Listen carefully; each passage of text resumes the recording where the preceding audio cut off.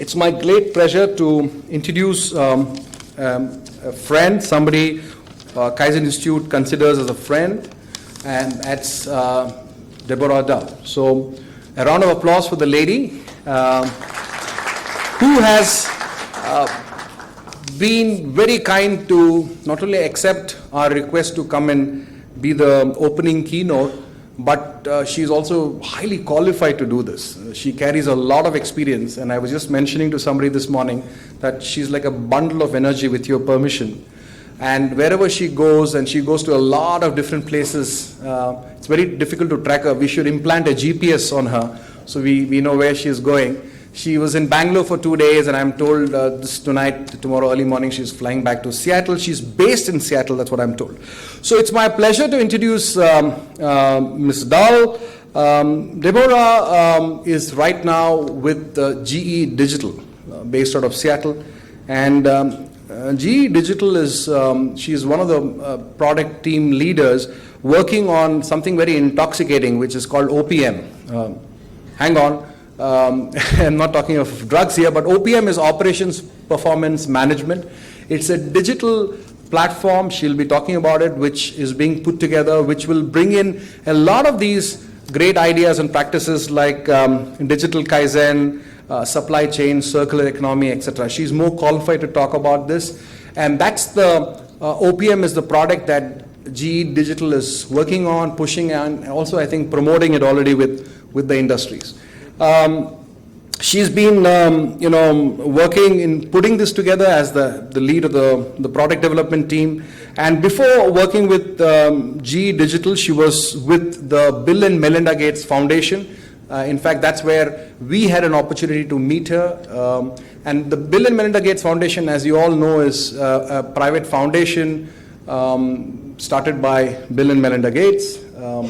It's one of the largest foundations in the world, who are, investing their time and money to work on various causes, like driving out malaria, TB, better sanitation across the world.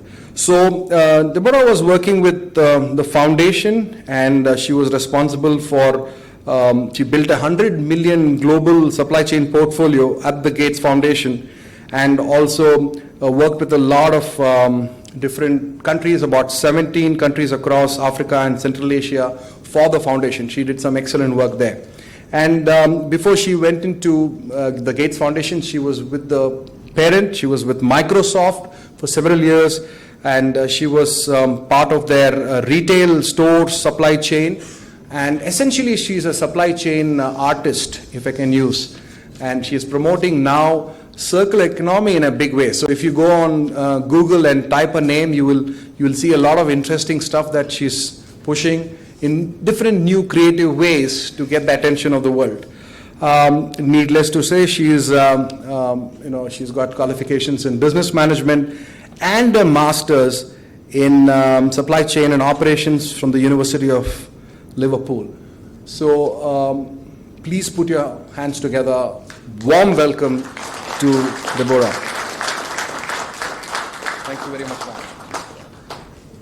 Thank you. Good morning. Now we test how digital we are. Can we switch the presentation over, please? Okay, here we go. So, I spend a lot of time, most of my time, thinking about process.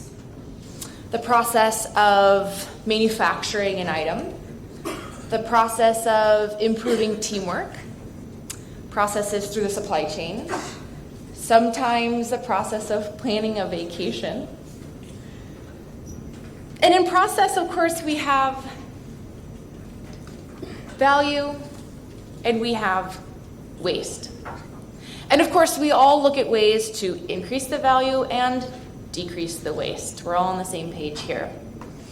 I first learned about Kaizen during university when I was studying supply chain, but I think it was actually the elements of my childhood that first really helped me learn that there can be value in waste. I grew up in a pretty rural area, farming community. Both of my parents grew up on farms. And my childhood home had a small plot of land that we could grow food. And so we had a compost pile. And I learned from an early age what was good for compost and what was bad for compost. And that compost made dirt, and in that dirt we put on the garden, and that made food. And then we composted that food again. So a very early lesson in circularity. My father was a woodworker. He built homes and furniture and boats from wood. And when I was small, sometimes I got scraps of wood that I could play with. But most of the time, he would take the scraps and use it in some other way, in something else he was building. So again, an early lesson in circularity. So in this time we have this morning, I'd like to explore value and waste. Up until this point, as a global economy, we have seen value sort of like this. Customer, supplier, customer, supplier, customer, supplier, and so on. And it's in a line. And along that line, we find and eliminate waste. Now, the circular economy says there are more opportunities to make money than what we're doing today. This does not have to be a line.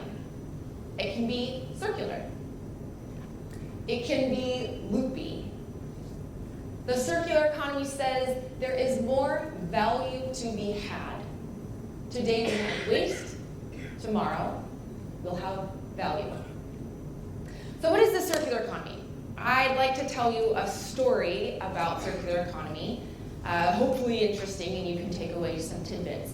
So we'll cover 4 topics today: the elements of the circular economy, the technologies of the circular economy, the value streams of the circular economy, and how to get started with circularity. So first, starting with the elements, the first one is, where did this whole concept get started? And this story takes us far away from India, actually south of Australia, into the middle of the ocean. And on a Christmas Eve about 15 years ago, there was a solo sailor called Ellen MacArthur. And she was on her boat and doing inventory, looking at how much supply she had and the math on how many weeks it would take to get back home to the UK, and realizing, yes, she would run out, but she thinks she can get back right before she runs out. Very nice, very lean, very Kaizen planning. And she had an aha moment on that Christmas Eve. She realized, just like her boat would run out of supplies, so would the planet, out of the supplies that we use all the time. At some point, certainly, we'll run out. And so she returned to the UK and started learning about this concept, learning about concepts like cradle to cradle instead of cradle to grave. And she confirmed, yes, in fact, we are running out of items in the planet, 5 to 10 years left, of important elements like copper and gold that we use in many, many items through society today. And she learned that there is tremendous economic benefit if we can shift the way that we have this global economy from a line to something else. She learned also about a different Christmas Eve nearly 100 years before.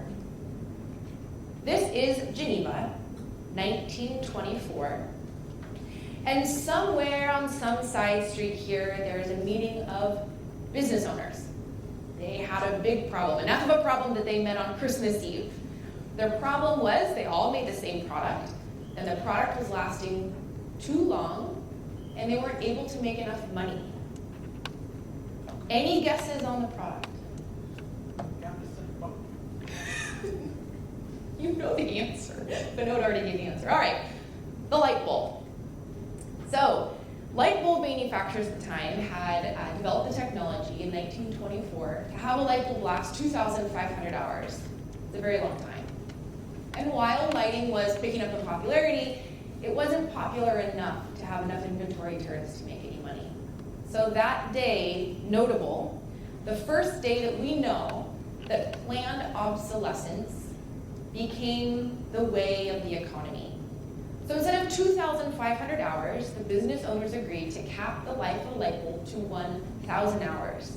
The technology could do more, but the economics weren't working for them, so they said 1,000 hours. And they would fine each other if they went over this 1,000 hour cap.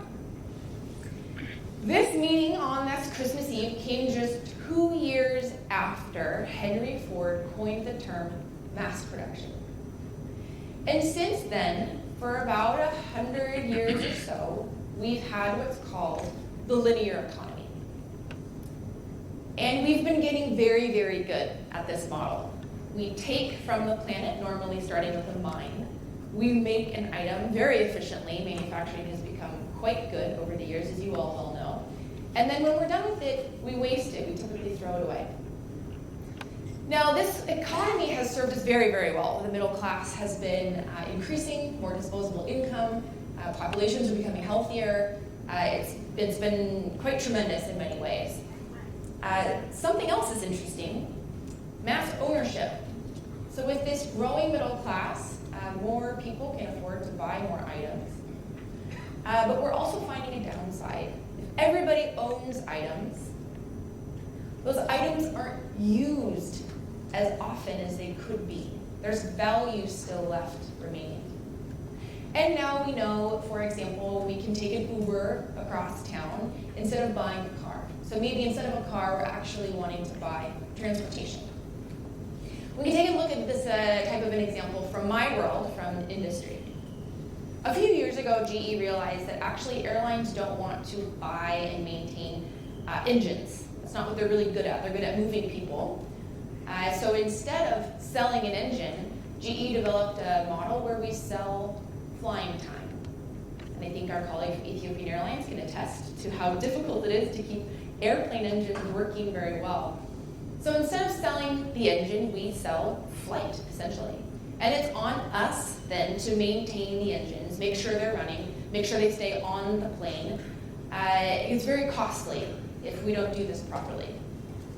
And this is important because machines are smart now. They're smarter than ever before. With sensors and the Internet of Things and Industry 4.0 and data science, actually we now know that what happens with temperature and smog and humidity and altitude and how hard we're running a machine, we know with a good deal of accuracy what that machine will do. We have smart assets and smart machines, and when we think about circularity, the idea is we let the item become itself for as long as possible. We want to elongate that life as long as we can. So this concept is very relevant. Let's think, though, back to the 70s and extend this concept a little bit more. This is in Denmark, started in 1972, and it's called the Kallenberg Symbiosis. This started not to elongate a product life, rather with the challenge of finding fresh, affordable water needed in a manufacturing process. We know that sometimes you need consumables, water, air, steam, oils during the manufacturing process. Well, these companies had a big challenge to find affordable water. They're here on salt water, but they needed fresh water.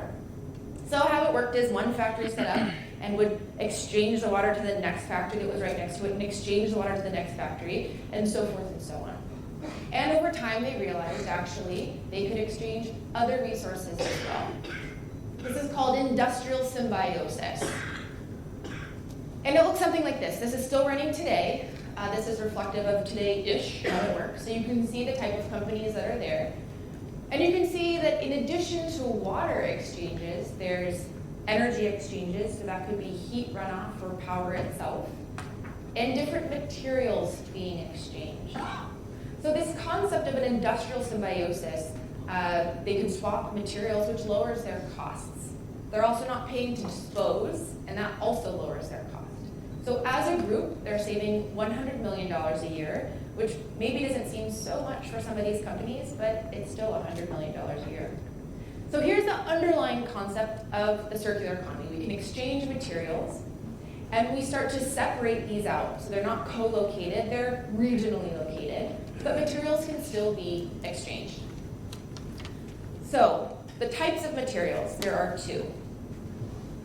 One is a renewable category. This is anything that can go back into the planet. So similar how when I was a little girl, we would compost our food. That's like an example of renewable. Also, water, power, anything that can go back into the planet would be seen as renewable. Technical are those items that we would not put back into the planet, like plastic and metal. For now, we've detached them from the planet and done something with them, and now, it would take hundreds, if not thousands of years to break down, so we call those technical. And these resources can loop, and they look something like this. So, on the left side, we have the renewable energies, and again, like composting, anything we can put back into the planet. On the left side, on the right side, we have the technical items. Now, the idea is we stay on the smallest loop possible, meaning you allow an item to be itself for as long as possible. So take your cell phone, for example. Instead of getting a brand new phone when the newest edition comes out, imagine if what you really want is a new camera. Actually, you can just replace that part of the camera piece. So we allow it to be a phone as long as possible before then changing it, harvesting the metals, and those metals become something else. And the circular economy says there is money in this if you do this properly. And you think about it, it makes sense, right? If we don't have to start from a mine and a raw material and work all the way through the value chain, it's faster and it's cheaper. So there's 3 principles of the circular economy. The first one is design waste out to begin with. And this should feel quite familiar to you. In Kaizen, as we look at a process, we want to find and eliminate waste. So it's a very similar concept. This asks the question, do we need the item to begin with anyway? And we end up with models like time in the air for airplanes or Uber. You don't have to buy the car in the first place. But we do need items to function as a society, and so the next principle is to keep materials and resources in play, and that's where those loops come in. The third one is to regenerate natural systems, and this is the idea of undamming rivers. Once we can move towards wind and solar, for example, we can undam the rivers and those natural habitats can return, and we know that everything goes better when the planet is happy. We're finding the planet's not happy now, and we see what happens. So the circular economy says that the organizations that anchor themselves in these 3 principles will be more profitable. So the third concept, the last concept to share on this, is that we are able to decouple economic growth from the resources needed. Today, if we want to sell 100 cell phones, we need to buy materials for 100 cell phones. It's coupled. It's the same type of a flow. But the circular economy says, actually, your financial growth can grow, but your underlying resource needs don't have to grow with it if we're quite clever about the way that we plan our value chains. So today, we're, of course, on a linear model. And this graph basically says the costs of commodities have come down over the years as we become more efficient. We've leaned out our operations, we've applied continuous improvement, and we've gotten very, very good at taking commodities from the planet. However, the last 15 years or so have undone all of our good work because we're running out. It's harder to find natural resources, it's harder to process them, there's not as much left in the soils that we're processing. But, of course, the circular economy says that decoupling can happen. We start out in a linear way, we can transition, and then not need as much virgin material, certainly secondary, tertiary materials, that we reuse again and again. And if we do this, we'll make more money. Examples of this concept are happening all around the world. Of course, you can go all the way back to the 70s. Even in the late 60s, some economic research was done around different types of economic models. But really, in these last 5-10 years, we're finding really great examples happening all over the world. Here in India, lots of examples. Circular economy all over the news, so this is not new for here. Here in Pune, even, we have examples of the circular economy discussions happening. And then here in this building that we're here in now, many concepts of circularity at play. You might have seen on the registration website, this building, this campus is powered completely by renewable energies. They're really thinking about that third principle. And they also do practices like harvesting rainwater, so clever, on-site waste conversion, and something called an office garden. And by doing this, they've reduced their operating costs by 35%. So the point here is financial based. Yes, this is good for the planet, but it's very good for business. It's a financial model that we can explore together. So value and waste. We've looked at the elements of the circular economy. Now let's look at the technologies. Now technology is not required to reduce and monetize waste, but it sure can help. Some articles talk about how Industry 4.0 will bring AI, and AI will take all of our jobs, and robots will replace us all. But the circular economy says, actually, the way it works, more jobs will be created. So I think they can actually be a complement. So let's have a look. I have a working theory that the circular economy is not possible at scale without the technologies that Industry 4.0 are bringing us. If you think about every material on the planet right now, the stage, the glasses, the shirt you're wearing, the tapestries, the walls, the ceiling, we have to know where everything is all of a sudden. And that's just too much for humans to keep track of. We need machines to help us to do this better. So let's quickly remind ourselves about the 4 industrial revolutions. This will be very rapid. 250 years ago was the first industrial revolution. This was really about the power of steam and machines. 100 years after that, we get to the second industrial revolution. This is about electricity and mass production. And on the ceiling, you can see the light bulbs that were lasting too long and started this whole linear economy to begin with. 100 years after that, now we're in the 1970s, we had the third industrial revolution about robotics and automation. And now, just 50 years later, it's getting quicker. We're in the middle of Industry 4.0. The sophistication of technology is very high. The cost of sensors are very low. We have more data than we ever have before. We're a connected world. We're always on. We're in the middle of this blossoming of new technologies. The cost is coming down to the point that now we can actually operationalize it. Some of this data, of course, is around smart processes. So we talked about smart assets with the airplane engine, but we think about an industrial symbiosis example, and that's about smart processes. If we want to find and circulate waste, we need to know a lot about that waste, and we need to have a marketplace for it. Of course, today this is done through mining and commodities markets, but tomorrow, necessarily so, it will look different. So if we want to find waste today, we have tools for this, of course. Some of you will go at the end of the week, go to Gemba, and we observe the process, and we stand classically in a little box, and we stand and we wait till we find 15 or 20 wastes. We know how to do this. One tool we use is a value stream map. All of us, I think, have done many, many value stream maps. Fascinating process to go through.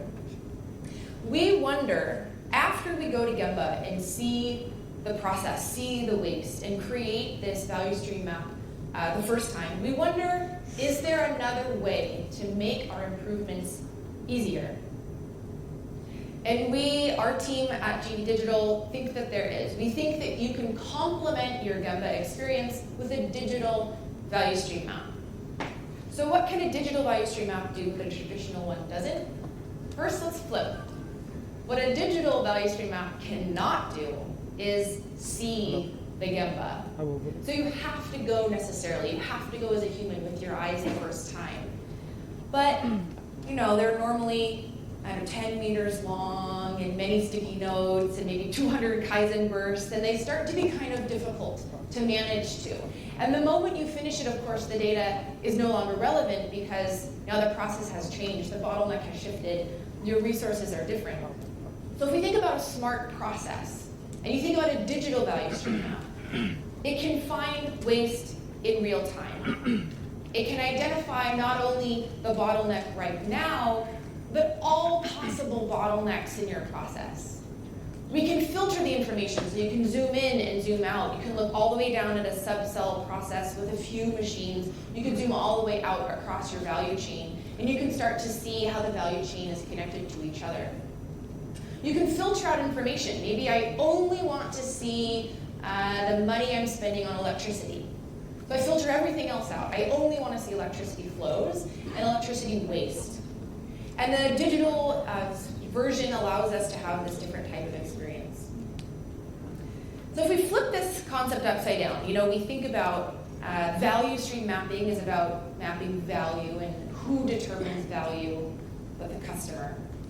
And so today's world, the question is, what will the customer pay for? And in the traditional sense, they pay for the item that you're producing for them in the linear economy, and you have byproduct and waste along the way. But imagine if along the way, those waste streams can become value streams for a different type of customer.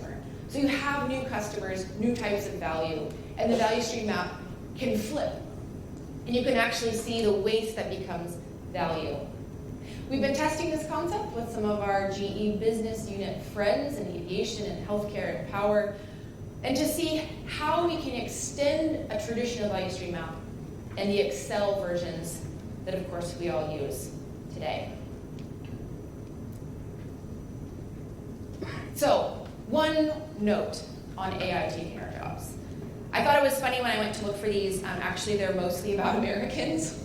So apparently America's really worried about our jobs going to AI. But we've got a couple of these panic moments that all of our jobs will be replaced by automation. But the good news is the circular economy is actually a job creator. The circular economy requires skilled labor. It requires a labor that, at least in American markets, are unionized. Older workers who've been doing a skill for 20 or 30 or 40 years, they're required to maintain assets.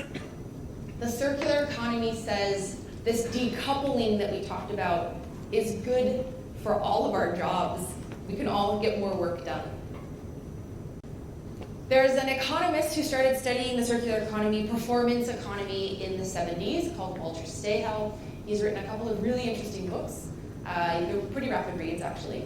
And he came up with a different way of measuring economic value, a different way to say, are we successful or not? And he has three elements: material input, labor input, and money input as cost. And when we compare these, we can get new versions of KPIs for our businesses. This one, I'll read it in case it's small, says value per weight to produce wealth and growth with minimal resource consumption. This is really the whole point of the circular economy. How do we use the smallest amount of new virgin resources possible to still have financial success? Then we can compare material and labor. You get labor per weight. This is to create local skilled jobs with minimal non-renewable resource consumption, manpower being a renewable resource. Quite interesting concept on this one. They're saying, how do we replace the way we consider productivity today with manpower? Manpower being seen as renewable. And lastly, we can look at the cost to create work. Now, this is very important for economies, of course, because we want more jobs, we want there to be work available. And this says to shift the responsibility for performance and quality over time, the full service life from the consumer user to the economic actors. So, if we apply this to a car, many of us have bought and sold cars, used cars, new cars, and we can compare. So this side says labor input. For a remanufactured car, it takes 120 man-hours, but for a new car, it's only 40 man-hours. So here we see a big difference. This becomes important. Then we have our material input. This is virgin material input. So for a new car, you need 1,640 kilos of new virgin material from the planet. For remanufacture, we only need 20 kilos. So not very much new material. And the cost, of course, to remanufacture a car is, let's say, 10,000 euros, and a new car, 30,000 euros. Now things start to get interesting here. Labor per weight. Remanufactured, it says 6 man-hours per kilo. New, 0.024 man-hours per kilo. Now this is important. This is how much labor do we have to put into the items that we're creating. Next, value per weight, remanufactured, 500 euros per kilo compared to a new car, 18 euros per kilo. Our value is going up. We've turned waste streams into value streams. We're creating value for the economy. The last one, now this becomes very important. As global economies try to scale, emerging markets emerge faster, is the cost to create work. Remanufactured, 83 euros per man hour. It costs the economy 83 euros to create 1 hour of work versus a new car, 750 euros per man hour. So of course what this says is, though your labor goes up, the entire economic model is more advantageous for you because the math works out. We're using less than 1% virgin material compared to the new one. And again, consider the value chain. It's not just steel. There's a mine and a mineral processing plant and many, many factories that lead up to where that car would have been produced. All of that is saved. We don't have to pay for transport. We don't have to pay for drivers. We don't have to pay to maintain those trucks. We don't have to pay for the value chain costs. And instead, we're shifting that labor now to the remanufacturing of these goods. So, value and waste. We've looked at the elements of the circular economy and some of the technologies of the circular economy, but I'll talk a few more of those in a little bit. In this section, we'll look at the value streams of the circular economy, because the circular economy starts to shift how we consider value. So what do we see? Most people here see waste. Others, of course, see value. And who defines value, of course, but the customer. And the circular economy says there are more customers out there. Who doesn't want more customers? And that's what most of us spend our time doing, is thinking about how do we get more customers? Well, one way is to define the new type of customer. There's a couple in Australia. Their names are Leslie and Colin. And they had this thought. They looked around and they saw lots of plastics in their region, but no real feasible way to reprocess, recycle, use those plastics again. And they saw no market for reusable plastic. So they had two problems. They needed to figure out how to make new types of customers, and they needed to figure out how to take this resource and turn it into something new. So they created a company called Far North Queensland Plastics. Rolls off the tongue. But the Far North Queensland Plastics Company worked with local innovators, and they developed a product called Regen Wall, regenerated plastic wall to use in the construction industry, which is, fun fact, one of the biggest users of resources and biggest producers of waste in any economy. If you're a growing economy, a frontier market, this could be upwards of 90% of the waste produced in your country comes from construction. So they make this regen wall. They take scrap plastics. They figured out the science to make that the best use of that plastic. Plastic is really difficult, actually, to use again and have it be as strong as virgin material. And as they process this, they take the byproducts of the manufacturing process, turn them into the pellets, and they use them again. So they've captured a few different circular loops there. So here's Leslie and Colin and their team. Now, industrial waste is really interesting. I talked about construction waste. Industrial waste far outstrips municipal waste. I'm not saying to stop recycling and composting. Please continue to do that. But the municipal waste makes up normally only 5% of the waste produced in an entire economy, the rest coming from construction and industry. This is really an industrial play.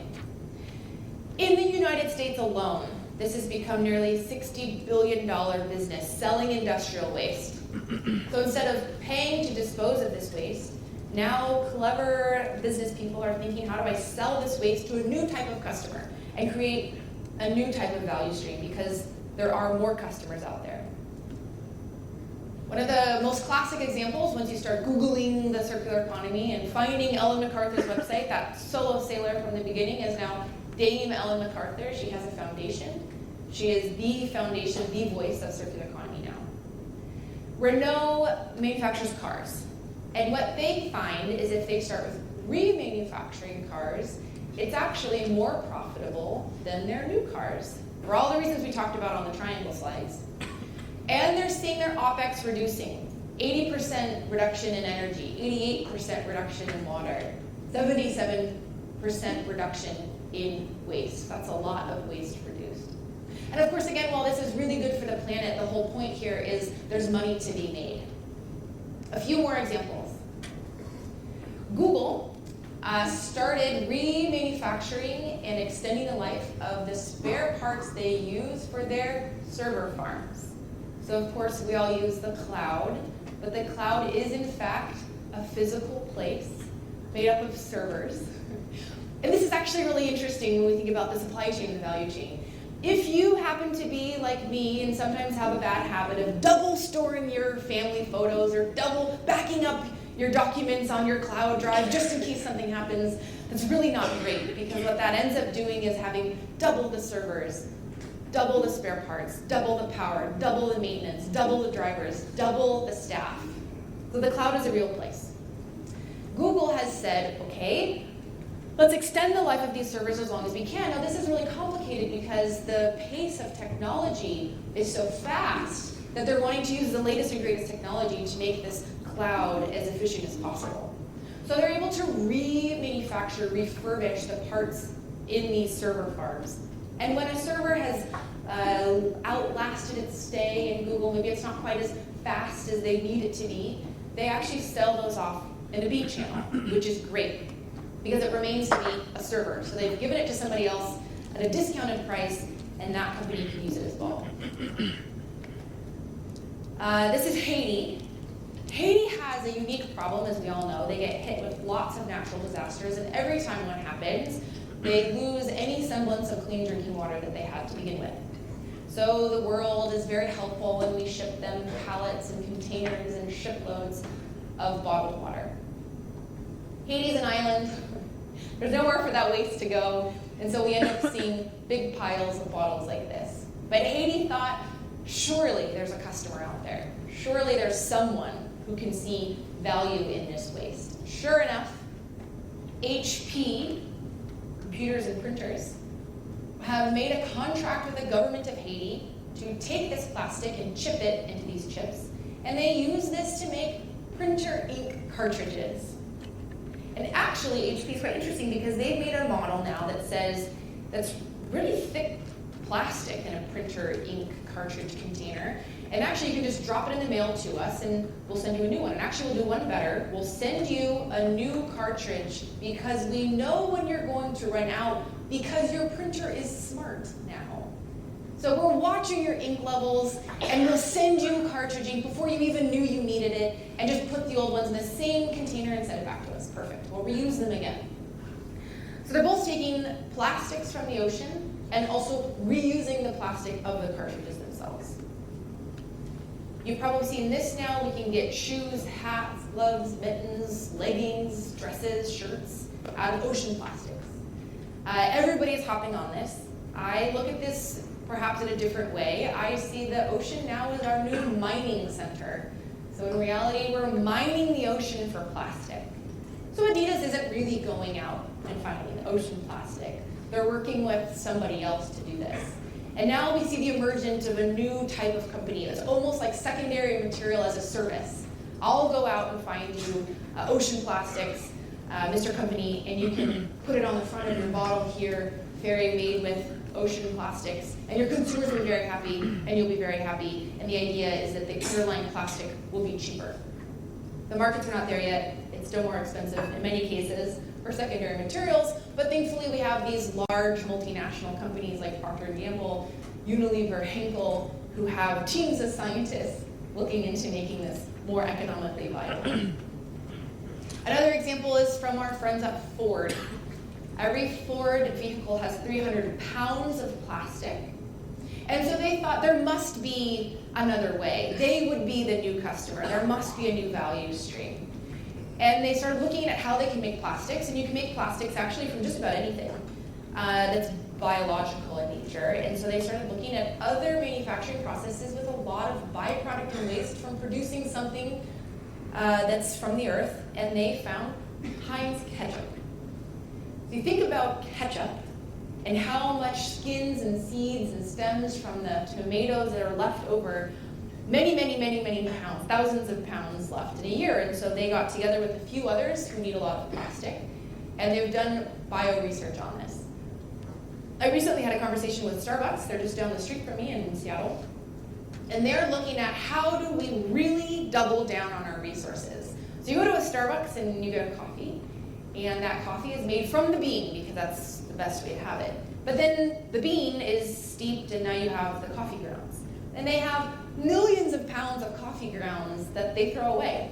Sometimes some stores, they have like a free giveaway, put it in your garden, kind of a concept, but the point is they have a lot of grounds. And so they're looking at how do we turn coffee grounds into plastics to use in the cups in our own store. Is it possible? The science is possible. Do the economics work out? No, but they're getting cheaper and cheaper by the day. Last example here, Ikea. So we go to Ikea, we go to a shop and buy something for our home, and we want it to look nice by the time it gets to our house, and so there's a lot of packaging involved. Styrofoam, not plastics, that take thousands of years to break down if they ever actually do. And so Ikea started looking at another way, a different value stream. Unlikely source, perhaps, from mushrooms. There's a few companies now through US, through Europe, one I just found in South Africa, there's gotta be one in India, where they take agriculture byproduct, so the waste from, let's say, corn husks, and they put it into a mold, and then they have spores of mushrooms grow, and within about a week and a half, you have a piece of material that looks like this, molded, made from mushrooms and agriculture byproduct. And I actually ordered something online the other day. I'm very bad at online shopping because I'm down the street from Amazon. So I gotta work on that habit. But it came in this type of a material, and it's quite cool. And it breaks down in your garden in 3 months. So much different from the current plastic that we have today. And here in India, this is called Banyan Nation, and they recycle plastics in a very, very high quality manner. Now, plastic is really tricky. There's many different types of plastic, thick plastic, thin plastics. Plastics with BPAs we've learned are bad.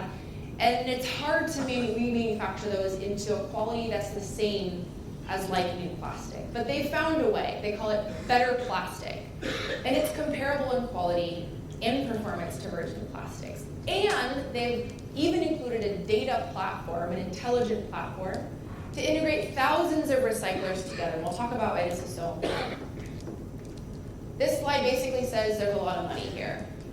So we think about the amount of money saved, the amount of value created, lots of reduction in carbon footprints, etc. Now, this is an example of what this might look like. I know it's small, so I'll describe it. On one side, we have a screwdriver, an electric screwdriver, that requires steel. And on the other side, we have a car that also requires steel. So what this diagram says is, from steel, it can go through many different value chains. That steel could become many different items. And in this world, we have some steel going into the little front of the screwdriver, and then later the screwdriver has lasted 10 years and it doesn't work anymore. The motor is broken, and there's newer screwdrivers, and this one's just too heavy and too old now. So they take the screwdriver back apart, and you have the little front part here now taken apart again because some designer was very clever to put this together so they can take it back apart again. And now our steel goes back into the steel market. Similar for a car. So that steel would become a car, it'll become a screwdriver, it'll become lots of different items in its useful life. And our job in the value chain, of course, is to make sure that steel is like new for as long as possible. We want the steel to last forever. Nature says steel can last forever, so our job is to just not mess it up. Okay, value and waste. So how do we get started? We've talked about the elements of the circular economy. We've talked about the 4 industrial revolutions and the technology of the circular economy. We've talked about the value streams. But how do we actually get started? So the first step, I think, will surprise no one in the room. We need to find the waste. It's the way we get started. If we're going to use waste as an input to another value stream, you of course need to know the waste that we're starting from. So how do we get started with that? Of course, we need to go to Gemba, and we need to look and observe waste through a process. Now, new lens as we look at types of waste throughout a process. And this chart will give us 4 types of materials that we should keep our eyes out for because they have good economic value if we were to sell it to a new type of customer. So So across the top, it talks about high volume, high collaboration rate, high quality of recovered material, and emerging technology. And this first category is called golden oldies. And it really talks about PET, plastic, glass, steel. So the focus here is the purity of that material. The second item is called high potentials. We keep an eye out for this as we look at our value streams. These could be like polymers, so very high volume, plastics perhaps, and these types of materials that are somewhat difficult for us to deal with in their second and third layers. Rough diamonds, these are byproducts of manufacturing processes. So this could be carbon dioxide that could be captured and put into something else.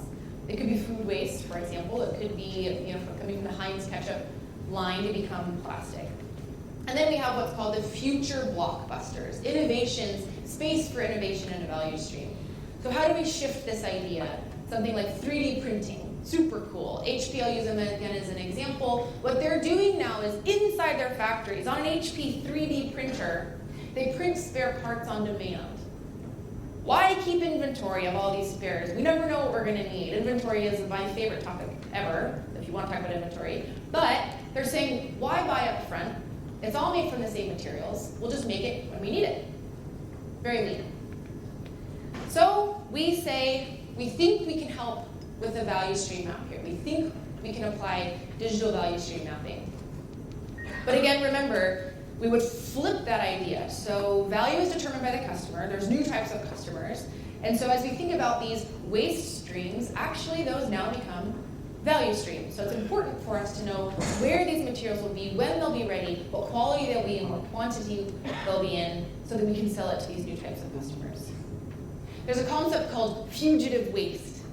The waste that escapes from the value streams, they become fugitive, and we need to find and capture and monetize the fugitive waste. Okay, now we need to reduce the waste, of course. And we know about the 3 moves, which I'll talk about in a second. And we know actually this isn't really a line, it's a process. Find the waste, reduce the waste, find the waste, reduce the waste, continuous improvement, Kaizen. 3 types of moves. And I was recently reminded by my friend Diane about this time last year. 3 types of moves. We know about the types of Muda. Technology can help. It cannot be the answer, but it can be like an intelligent cobot for you as you go through and look at the value streams and find the waste. We think you could use this digital value stream map to complement the teams. Also, super cool technologies are coming. We don't sell anything like this, but now we've taught computers and machines to read reality through cameras. So some companies are using video cameras and this type of technology to know if here's a safety line and somebody has stepped over the safety line and the camera knows and the alarms go off. So this new type of finding waste, we can find waste through a process. Of course, then we have variability in our process. This could be because the process itself needs to be changed, the manufacturing process, or it could be because the sales team has gone and made their month-end close and now that's pushing a big bubble throughout the value chain. We focus on variability. So the product that Diane mentioned at the beginning, operations performance management, really looks at reducing variability in a process. So we look across a process, some level of digitization of course is required for data science to work, it needs data.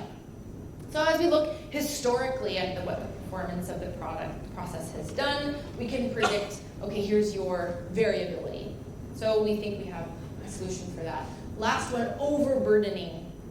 In this case, I'll look at overburdening your assets.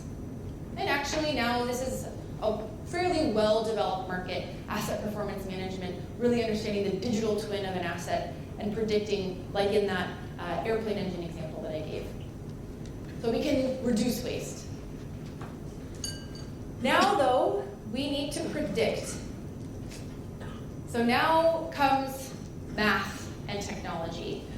And again, in order to be able to use this material, we have to know where and when and how and where this new material is. Today it's in a mine. We can predict that with some level of certainty. But tomorrow it's somewhere floating around the planet.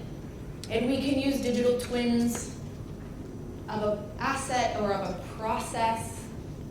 And now standards are starting to be developed around digital twins. What is a digital twin of a process? Processes are fickle, they're difficult to predict, but we think we can do it. Why would we predict the waste? Of course, if we didn't want to prevent it in the first place. The first principle of the circular economy, of course, is to reduce and eliminate that waste altogether. So now really here comes the math. Here comes machine learning algorithms. We unleash them on historical data, and we find out the best fit, the best model, and we predict what will happen going forward. But of course, we know that we can't really eliminate all the waste. It's not possible. We need some materials just to live through society. So there's some items that can still circulate. And we know, just like the first two steps, this is an iterative process. It's continuous improvement. We find, we predict, we prevent. But there's a new type of customer. There's new value streams in the circular economy. And it's interesting. In order to find the customer, you need a marketplace. And again, today that's commodities markets. For many of the value streams, they start with commodities markets. Tomorrow's market will look quite different. We're starting to see materials markets emerge. Quite interesting. There's another company called Plastic Bank, run by a guy called David Katz. And he's basically going into emerging economies and saying, gosh, look at all this plastic, and monetizing that. So people can bring plastic in, he pays them money for it, he turns those into pellets, and he sells them to big companies. Henkel is just launching a project with them actually in Egypt. So we want to connect, and we connect in order to circulate. And remember, the circulate piece isn't a perfect circle. It's really loopy. It's a little bit messy. But there's 4 types of loops. The first loop is about narrowing. Narrowing the loop means reducing the amount of materials needed, reducing waste, space, energy, what all of us focus on when we look at a process. We can intensify the loop. That's about sharing economy. How do we drive up the utilization of an item to be 100%? How do we get it close to 100%? So every item doesn't sit idle. We can get all the value out of it that we need. Of course, we can slow the loop. That means extending the life of an item, whether it's an engine or a cell phone or a computer. And of course, we can close the loop perfectly. That item can be used again and again and again, many, many lifetimes over. And we saw this example already. So, linear to circular. In recapping, today's world, we live in a linear economy. Essentially what that means is we take items out of the earth, we do something with them, and then we throw it away. We throw money away. We throw value away, because in today's world, it's defined as waste. But in tomorrow's world, we know there is more value to be had in these materials. We have market failures preventing the economics in some cases, but many organizations are working on correcting those. So we have one to the other. We know that the circular economy is about designing waste out of the system and keeping materials in play and regenerating natural systems. So after all this time this morning together, we've covered what is the circular economy, what are the technologies of the circular economy, the value streams, and how to get started. And you've seen that actually circularity is just an extension of Kaizen principles.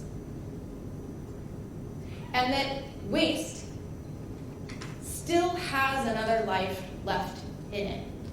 Waste streams can become value streams. If we're clever about the way that we design these value streams, there's much more money to be had. And we've learned that in a circular economy, there is no waste. But you're thinking, oh, come on, Deborah, there's always waste. There's always something better we can improve. We can always find something. Continuous improvement, Kaizen, and of course you're right. So a more accurate statement would be, there's no wasted materials in a circular economy. So thank you so much for having me today, and I wish you the absolute best for this Congress.